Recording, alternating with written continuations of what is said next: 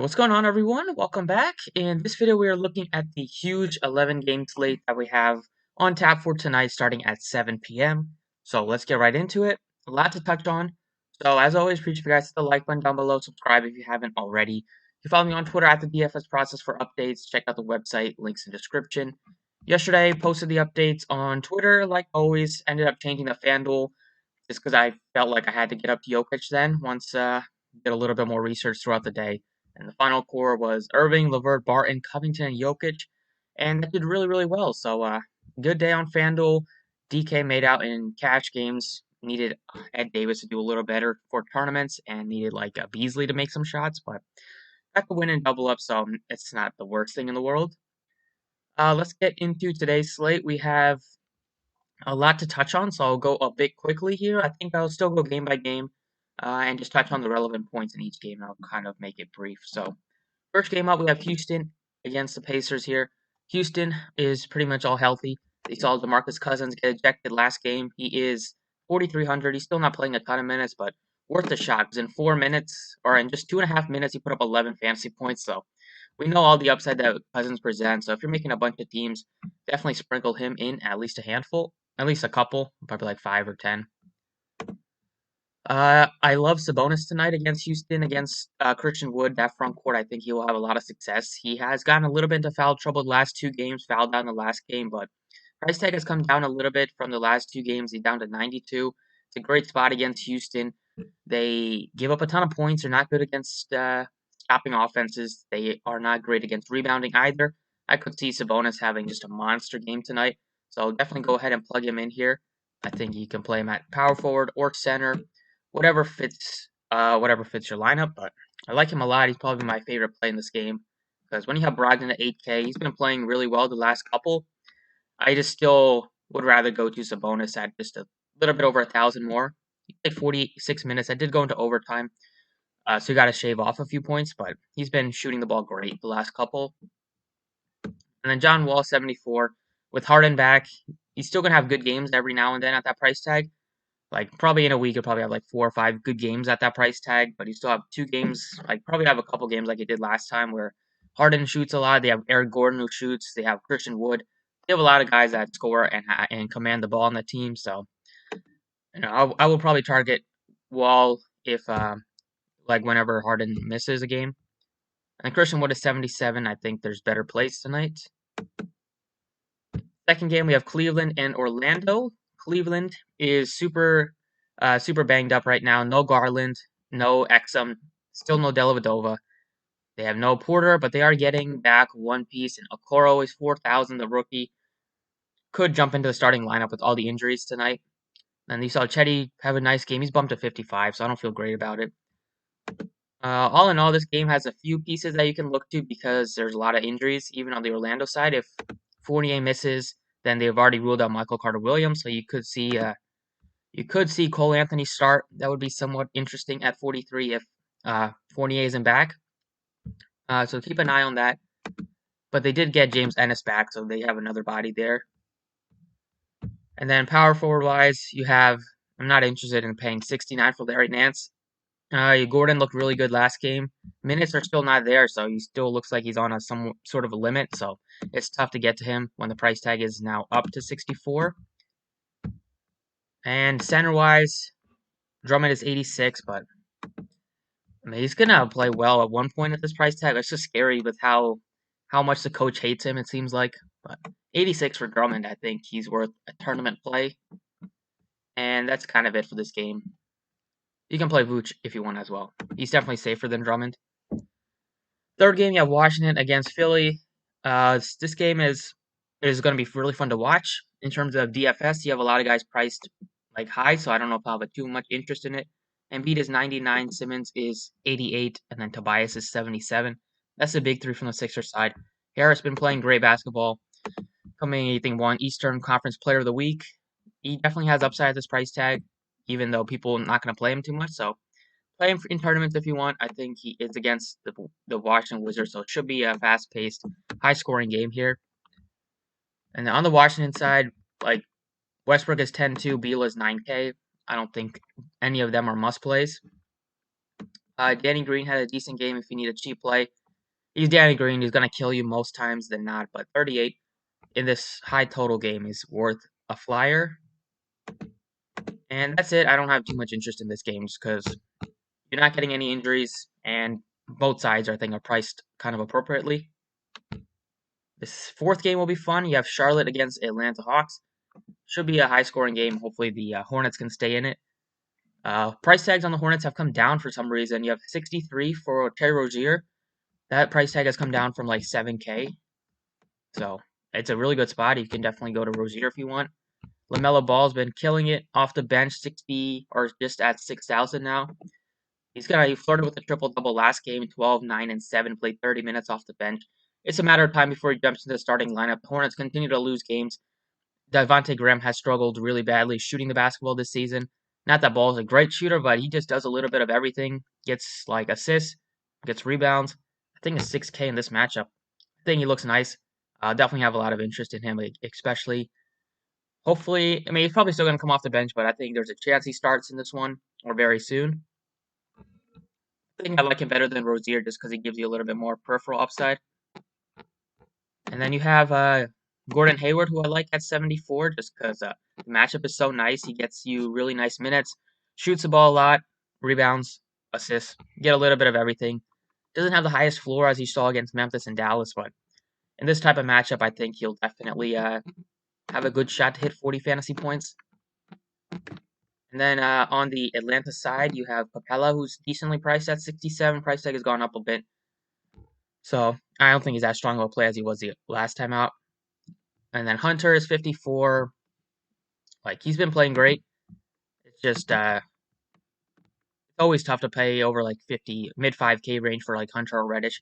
I'd definitely go to Hunter if I had to pick, because he's been a little bit more consistent.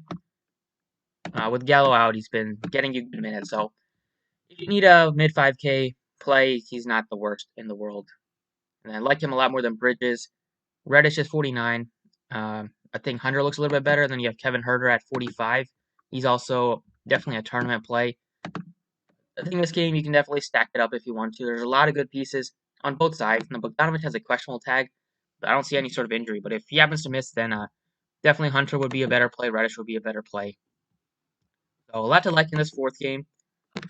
Not a ton to like in this game except for a few pieces here. I think Boston and Miami should be a bit of a defensive game. Probably not see a super high scoring game here. One piece that I do like a lot is Kelly Olynyk. He jumped into the starting lineup. Been playing a lot of minutes just in general, and then he jumped in the starting lineup last game. It's against his former team in Boston, against the Celtics, so a little bit of a revenge spot for him. He's been playing great for them. Definitely a lot better than like Harkless and Leonard, who they were starting.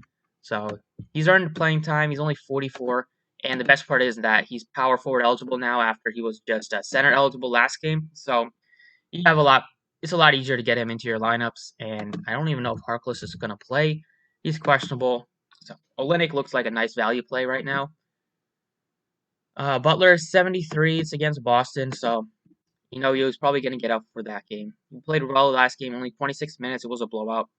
I just don't feel great about it, just because minutes are always a little bit iffy with Butler, just with the beginning part of the season and with them going to the finals last season. And mainly you could look to like Duncan Robinson playing like heavy minutes here. If he gets hot shooting, he's gonna be looking really nice at 46. And then I'm not really interested in picking between Hero, Dragic, any of those guys. All right, moving on, you have and if Smart happens to miss again, then I think you could look to Tatum at 9K. It's not the easiest spot, but he's just gonna have a lot more usage and have the ball in his hands a lot more without a true point guard. And pretty sure his price tag went up to 46, so playable, but he's not like a smash play. Next up, we have the Jazz and the Knicks here. The Jazz coming off of an absolute beating last night to the Brooklyn Nets without Kevin Durant. That was pretty embarrassing for them.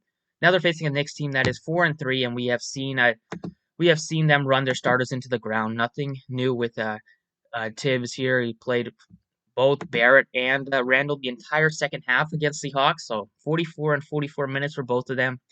If you're playing 44 minutes, no matter what team you're playing up against, unless you're just an absolute scrub, they're going to be able to hit value, and both guys hit value last game. Now it's against the Jazz defense. It's definitely a different spot, so I'm not going to pay 7K for Barrett or 95 for Randall. Hopefully, we don't get 40 million minutes for them again tonight. Then we have Gobert 76. I think he's in play here if you need a mid-price center.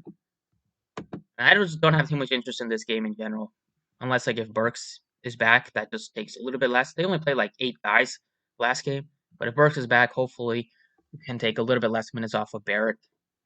Yeah, I just don't have too much interest in this game. The Jazz are tough to get to because they have Mitchell, Bogdanovich, Ingles, O'Neal, just a lot of guys that can shoot and can have a decent game. So I like to target them when one of them misses. Next up, we have another recap of the Pistons and the Bucks here. Both teams just played the last time out. We saw the Bucks end up having Giannis go absolutely nuts. Scored 43 real-life points, 9 rebounds, 4 assists, 17 to 24 shooting. Now Blake Griffin is back. Giannis has been consistent, 60-plus 3 straight games. And yeah, I think it's a good chance that this game gets out of hand. But with Griffin back, maybe they can stay in it long enough for Giannis to hit value again. So I think there's better spend ups, but Giannis should be in consideration at 10-9. Griffin is 65. I think he's worth a shot in tournaments. And then Josh Jackson's been playing great, but he got hurt against the Celtics, and I don't know if he's played tonight. Probably not, but we'll see. And that's it. The Pistons just have a lot of bodies. Like they didn't even play Wright a lot at all until like the end of the game when somebody else got hurt. He played 9-10 minutes. So I'm not interested in the Pistons, except for Griffin in tournaments. Next up, we have the Thunder and the Pelicans here. We have a couple of nice price tags. You have George Hill at 45. He's such a hit-or-miss player, but if you get the right side of him, he can get you 30 fantasy points at mid-4K range. You have SGA, whose price tag has come down because he hasn't been the guy that everybody thought he would be, struggling, as teams have just kind of focused on him defensively. Against the Pelicans, you'll probably get matched up against like a Bledsoe defense, so I think he looks much better at 73 than he has looked, but I still don't think he's a must play. Then we have don't think I'll have too much interest in anybody except for maybe Baisley, who's 58, and he can crush value in just limited minutes. He's probably my favorite piece to target in the on the Thunder side. Then on the Pelican side, you have Ingram and Zion. They've been the two-man show right now for them. Lonzo is 65. I like his brother better at 6K, but Lonzo is always like a decent tournament play. But I don't have too much interest in this game. And I don't have too much interest in this game either. The Raptors and the Suns here. Raptors off to like a 1-4 or 1-5 start the season. They just look pretty bad. Like Siakam has not been doing really anything to start the season. He's shooting barely over 40% from the floor, 30% from 3. Fouling like crazy, averaging 4.6 fouls in 35 minutes. Against the Suns here, they have a decent defense, and I don't see myself going nuts in this game. So, kind of do a quick run, just like a quick look at the price tags. You have Paul at 7K. He has played well this season. He just hasn't had to do anything crazy because they have Devin Booker, who shoots a lot. He's just kind of been being okay. I don't think he has a ton of upside at 7,000. So pass on Chris Paul's price tag, and I don't see going crazy with Booker or VanVleet or Lowry. So probably just end up crossing this game off. Next up, we have the Clippers and the Warriors. This game will be definitely a lot to talk about because we saw George become a late scratch last night, and that's a back-to-back, so Kawhi Leonard's not going to play tonight. Probably a good chance that Paul George returns. They probably wanted to keep one of their stars for each half of the back-to-back. So if George is back at 89, he would look like a really nice play to spend up for. I think you definitely still want to have a couple of other pieces if you're not going to get to George, or George and a few other pieces, just because the matchup is so good against the Warriors and just how fast they play. So here at small forward, you have Batum at 49. He's been playing great basketball.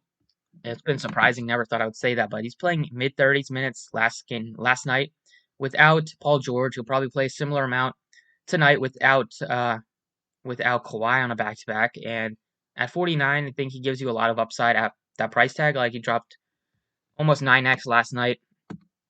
Probably did just drop over 9x last night. And tonight at 49, I think he can drop you probably at least like 6 to 8x again. Gets you good rebounds, and he's just a smart player. Just kind of hangs around the rim and gets some easy shots. He can shoot the three a little bit, and it's against the Warriors, so I think he'll definitely be able to hit some value here. You have Lou Williams at 44. He's also another nice play. He only played 21 minutes, so if you want to get a bit safer with your minutes, you can go to Patrick Beverley, who had a huge game. 6 threes for him. I think he looks like a nice play.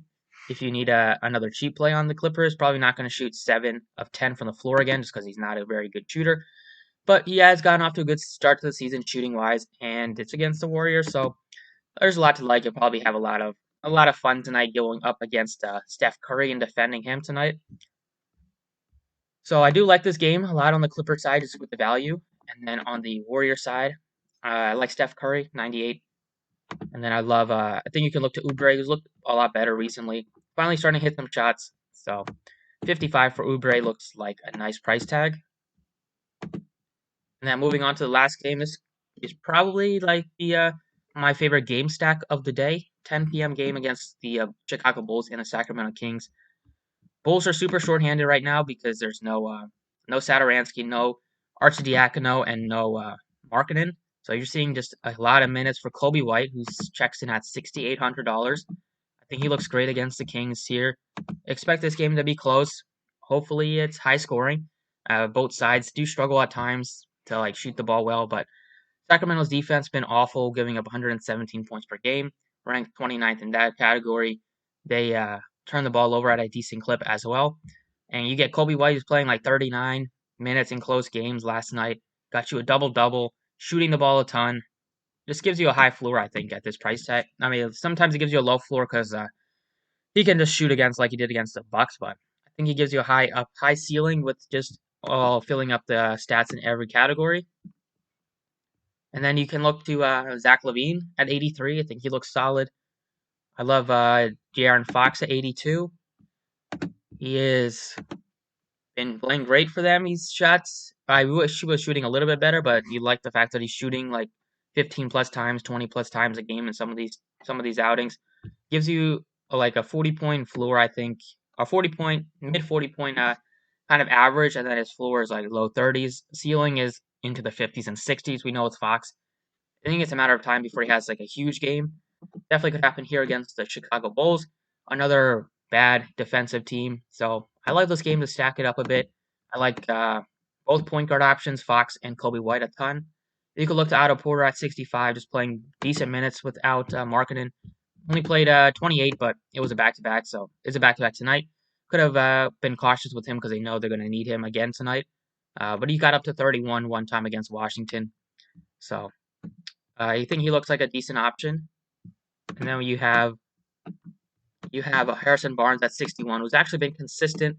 Something I did not normally expect, but Barnes has been consistent.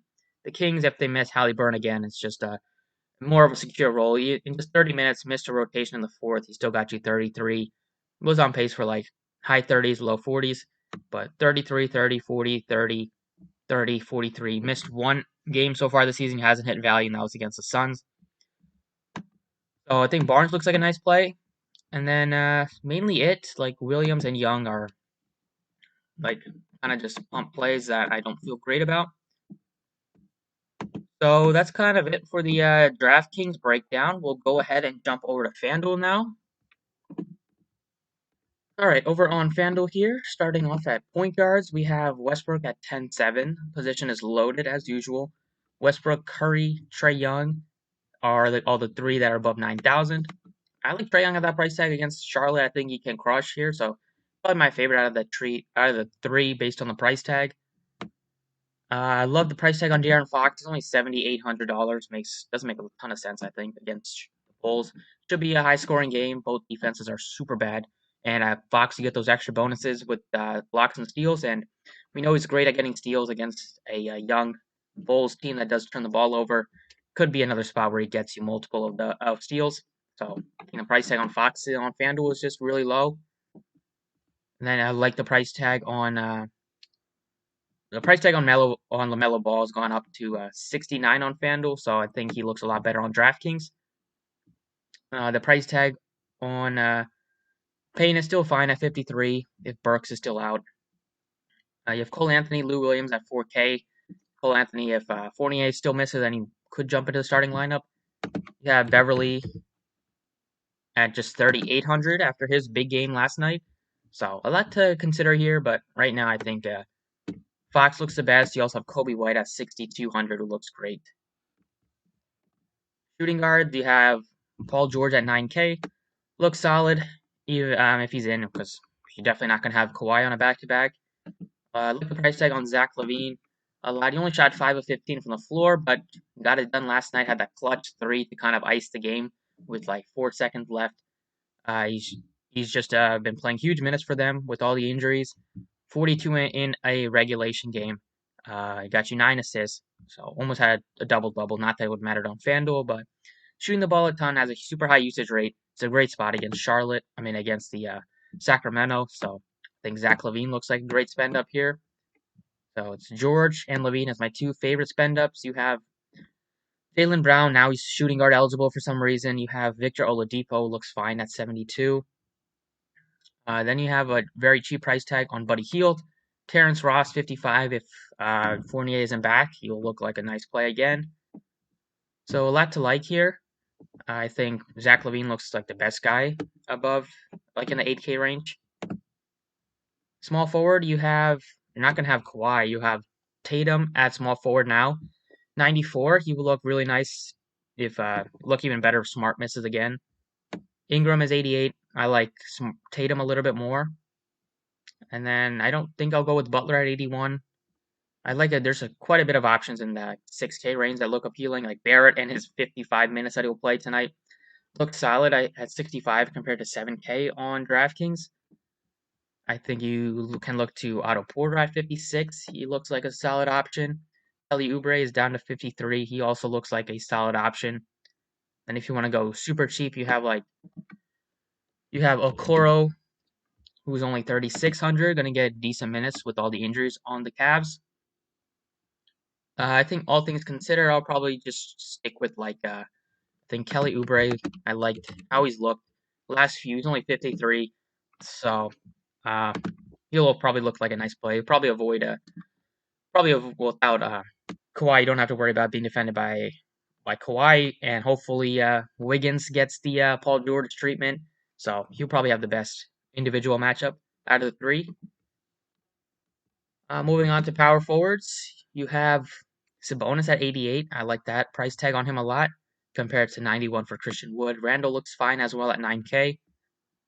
And then in below 7K, you have Griffin at just 63, tournament play. Baisley at 6K, also another tournament option. You do have some cheap plays like Bagley at only 48. He's been bad, but price tag is still enticing.